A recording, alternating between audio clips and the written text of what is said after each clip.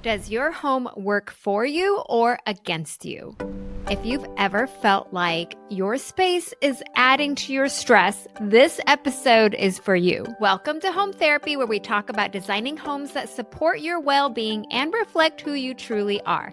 I'm Anita, your home therapy guide on this journey of creating spaces that not only look good, but feel good.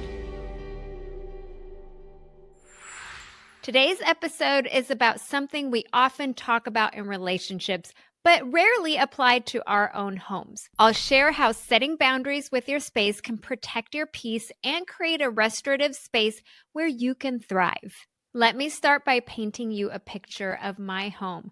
I live in a cookie cutter house in the suburbs. It's charming in its own way, but like many homes in this style, storage is limited. Really limited. This is a reality. The closets feel too small. The pantry is bursting at the seams. And I had to get used to being creative with how I use every square inch of my home. About 7 months ago, I made a decision to let go of our storage unit, and we cleared out all kinds of decor items. And at first it felt liberating. I was letting go of things we didn't need anymore. But then reality hit. I had nowhere to put my design samples, decor, or everyday stuff. Everything began to overflow, and it all ended up in the garage. My garage, which is not just for cars, but also bins and bins of design storage. Walking in there, I'm greeted by a wall of chaos. It's functional, but it's far from peaceful. And speaking of the garage, let's talk about my laundry situation. My washer and dryer are out there too. They're squeezed into a space where the car hood is literally butted up against the washer and dryer doors. Doing laundry is like a game of Tetris, carefully maneuvering around everything just to open the doors. It's not ideal, but it's what I have to work with. Inside the house, I've had to make more adjustments. We have this blank wall off the kitchen and the dining room. Instead of leaving it blank, I installed a room and board four-shade bookshelf, which now houses all our Costco items, our overflow items from the pantry. It's not Instagram worthy. It's not perfect, but it's functional. Every time I walk by, it's a reminder of how tight our space is. Then there's my dining room, or what used to be my dining room. With no spare room for an office or studio, I had to convert it into my podcast studio. The dining table has been replaced with microphones, lighting equipment, cameras. My family has been so flexible, guys. I feel so grateful for them. We didn't envision this, but this is where the magic happens for the podcast. So we've all learned to embrace it. And let's not forget the holiday Tupperware bins. Every year, they make their way out of storage, and this year, they ended up in my bedroom, my Zen space, my supposed escape from the chaos. Looking at those bins every day, I realized something. I haven't been setting good boundaries with my space. My home is beautiful, but it's also overwhelming right now. And that's why I'm sharing this with you, because if you're feeling like your home isn't giving you peace, I want you to know you're not alone. Small, intentional changes can make a big difference. Today, we're going to talk about what it means to set boundaries with your home and how to start reclaiming your space one step at a time. Now that you've heard my story, let's shift the focus to your home. What does it mean to set boundaries in your space, and why does it matter so much? When we think about boundaries, we often think about relationships, setting limits with people to protect our peace. But here's the thing, boundaries aren't just for people. Your home needs boundaries too. Without boundaries, your space can take on a life of its own. Things pile up, clutter spreads, and suddenly you're feeling overwhelmed. Just walking through the door can give you heart palpitations and anxiety. So what do I mean by boundaries? It's about being intentional with your spaces, deciding what belongs, what doesn't, and what purpose of each item and area is. Think of it as giving your home a set of house rules. For example, your nightstand isn't just a place where you dump everything out of your pockets. It's a reflection of our mental clarity. If it's cluttered, your mind will be too. Take your entryway, for example. Is it a dumping ground for shoes, bags, mail, keys, or is it a welcoming space that sets the tone for the rest of the home? By setting a boundary, you can decide this is not a storage area. This is a clean, clutter-free zone. Even something as simple as adding a basket for shoes or hooks for bags can make a huge difference. Or think about your bedroom. It's supposed to be your Zen safe zone, right? Well, if you're like me, sometimes life takes over. Suddenly, those holiday Tupperware bins have invaded. Setting boundaries in your bedroom might mean committing to keeping it clear of non-bedroom items, so it remains a place of rest and relaxation. Before we get into why boundaries are so important, let's take a moment to answer some of the most common questions I hear from listeners about setting boundaries with your home. How do I set boundaries with kids who don't listen to clean up? This is such a common struggle. Kids aren't necessarily trying to be difficult. They often just don't understand the importance of maintaining a space like we do. One way to approach this is by turning boundaries into a game. For example, create a reset rule for every shared space. Before leaving the space, everyone has to reset it to how it was. You can even set a timer and see who can clean up the fastest. It's also about consistency. Kids thrive on clear expectations. If they know the entryway is for shoes and backpacks only, and everything else gets quarantined in a designated bin, they'll eventually get into the habit of sticking to it. What about partners who don't catch the clue that I need their help, like with the pile at the bottom of the stairs?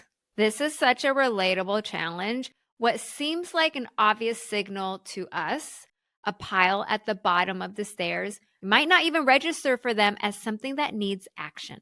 One way to approach this is through direct and clear communication. For example, you could say, I've started putting things at the bottom of the stairs because they need to go upstairs. Can we make it a habit that whoever is heading up grabs something from the pile? Framing it as a team effort helps it feel like less of a chore and more like a shared responsibility. Another tip is to create a system or visual cue. Maybe it's a specific basket for items that need to go upstairs, or even a fun label like Upstairs Express. It's not about pointing fingers. It's about setting clear boundaries and expectations so your home works for both of you. How do I carve out time for myself when I feel pulled in every direction, whether it's being a mom, a partner? There's just so many hats I wear. This is where boundaries are just as important about time as they are about space. First, recognize that taking time for yourself isn't being selfish. It's necessary for you to show up fully for your family. One strategy is to designate a specific area in your home for me time. Maybe it's your bedroom, a reading nook, even a spot in the backyard. Let your family know, when I'm here, it's my recharge time. If it helps, pair it with a visual cue, like putting on headphones or lighting a candle, so they know this is your moment to reset. It's also important to schedule this time intentionally. Treat it like an appointment. Even if it's just 15 minutes a day, your family will adjust, especially when they see how much more present you are after taking care of yourself. Now that we've talked about what boundaries in your home are, let's dive into why they matter. This isn't just about tidying up. It's about protecting your peace and mental health. Because when your space feels chaotic, it doesn't just look messy, it affects how you feel. Let's start with the idea of overwhelm. Have you ever walked into a messy room and immediately feel like your energy is draining? That's cognitive overload. Your brain is trying to process everything in the space all at once. It simply can't. And it's not just the physical clutter, it's the mental load that comes with it. Every time you walk past that stack of papers on the counter or clothes piling up on a chair, your brain adds it to your invisible to-do list. I need to sort this. I should deal with this. You're carrying these small mental weights all day, and it's exhausting. A study published in the Journal of Environmental Psychology found that clutter negatively impacts well-being and increases stress and decreases productivity. This is what we mean when we talk about the mental load, the ongoing invisible effort to manage everything in your environment. And here's where it gets even deeper. When there are no boundaries in your space, you might start experiencing decision fatigue. Every item in a room is a decision waiting to happen. Do I keep this? Where does it go? When will I deal with it? Over time, this constant need to decide depletes our mental energy. It's why you might avoid dealing with the mess altogether. And then there's the stress response. Neuroscience shows us that when the brain perceives chaos, it can interpret it as a threat, triggering your fight or flight response. Your body releases stress hormones like cortisol, making it nearly impossible to relax in your own home. Boundaries with your home are the solution. When you define what belongs where, and just as importantly, what doesn't, you take control of your environment instead of letting it control you. You're not just organizing, you're creating a safe zone where your brain can rest and recharge. Research from the Princeton Neuroscience Institute found that physical clutter competes for your attention, reducing your ability to focus and process information. For me, I feel this every time I walk into my bedroom and see those holiday Tupperware bins. Instead of feeling calm, I feel this nagging sense of, I should deal with this. It's like my space is draining my energy instead of restoring it. Now that we understand why boundaries are so important to keep your peace, let's talk about how to actually set them in a way that feels manageable. Because if you're anything like me, the idea of tackling your whole house can feel overwhelming. The good news, you don't have to start big. Let's dive into how to take small, intentional steps to create boundaries in your space. The best advice I can give you is to start small. Choose one area, one intentional change, and watch how it transforms not only your space, but how you feel in it. One of my favorite tools for creating boundaries is the intention tray. It's a simple, beautiful way to set the tone for a space and give it a clear purpose. Let me share a few ways you can use it. In the kitchen, you might use a tray or a basket to create a healthy snack zone. Instead of rummaging through your kid's snack in the pantry, try grabbing things that you really enjoy, that are healthy, that really reach your nutritional goals, makes you feel good, and put those in your tray. Nuts, granola bars, or fresh fruit. It's a small adjustment, but it creates a boundary that reinforces healthy habits. On your nightstand, you could use an intention tray to create a relaxing nighttime routine. Fill it with soothing tools like lotion, lavender, an eye mask, even a small journal. The tray not only keeps the space tidy, but also serves as a gentle reminder to prioritize your rest and self-care. Imagine your favorite reading corner, a cozy chair, soft lighting, and intention tray that elevates the experience. On this tray, include a smart temperature-controlled mug, keeping your tea or coffee the perfect warmth while you read or journal. It's not just practical, it adds a touch of luxury and makes those reflective moments feel extra special. The beauty of the intention tray is that it's completely adaptable to your needs. It's not about adding more stuff. It's about curating what belongs and letting go of what doesn't.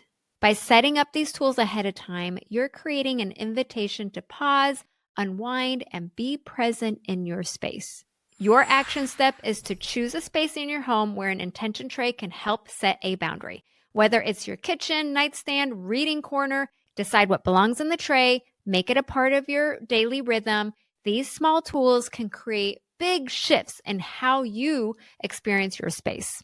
Boundaries are about protecting what matters most, your peace of mind, your energy, your time. And remember, start small. You'll be amazed at the difference it makes, not just in your home, but in your mindset. And if you try it, I'd love to hear about it. Reach out to me on Instagram, leave a comment here wherever you're listening, or on YouTube. Need a little extra support? Schedule a design consult with me and we'll work together to bring these ideas to life in your home. Let's keep the conversation going. I'd love to hear your stories about how you're reclaiming your peace one space at a time.